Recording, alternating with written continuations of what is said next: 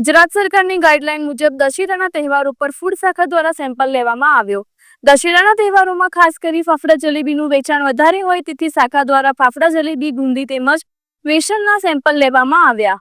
જુદા જુદા વિસ્તારોમાંથી સેમ્પલ લઈ લેબોરેટરીમાં મોકલે। રિપોર્ટ આવ્યા બાદ આગળની કાર્યવાહી કરવામાં આવશે।